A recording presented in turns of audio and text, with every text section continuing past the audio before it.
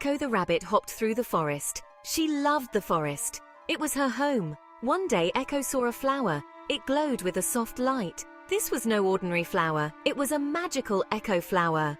Echo touched the flower. Suddenly, she could hear the forest talking. The trees whispered secrets. The river sang a song. Wow, the forest is alive! Hello, whispered a nearby oak tree. I am old and wise. Listen to my secrets. The oak tree told Echo about the forest's past. Animals lived together in harmony. The air was clean and fresh. The water sparkled like a diamond. Echo listened closely. She learned how everything in the forest was connected. The trees gave homes to the birds. The river gave water to the animals.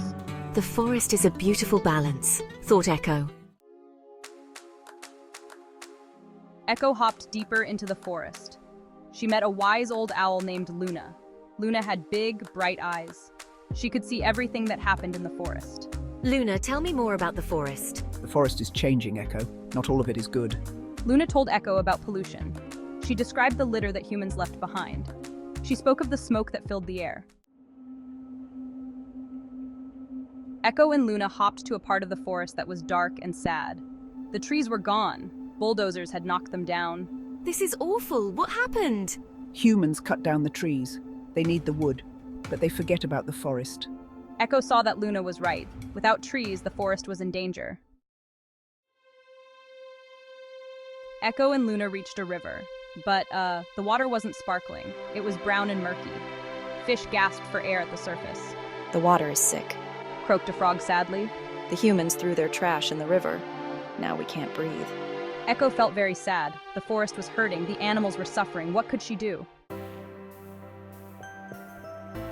Echo knew she needed help.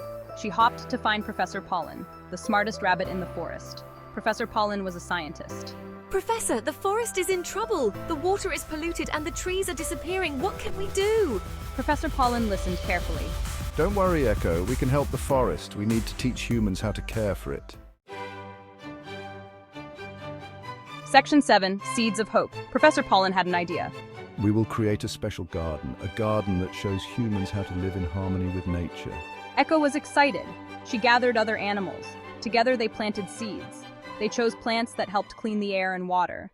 They worked hard day and night. Soon their garden was a beautiful paradise.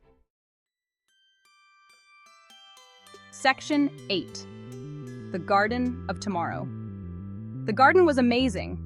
It had solar panels to harness the sun's energy. There were compost bins to turn food scraps into fertilizer. And there were beehives to help pollinate the flowers. Echo and Professor Pollen invited humans to visit. They explained how each part of the garden helped protect the environment. The humans were amazed. They had never thought about their impact on nature before. Section 9, Echo's Song.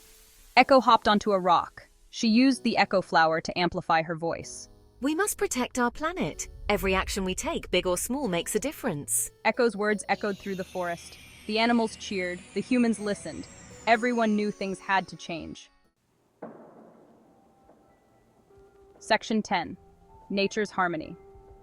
From that day on, humans and animals worked together. They planted trees, cleaned up the river, and used less energy. Slowly but surely, the forest began to heal. Echo was happy. She knew that even though she was just one little rabbit, she had made a big difference. She had helped save her forest home. The end.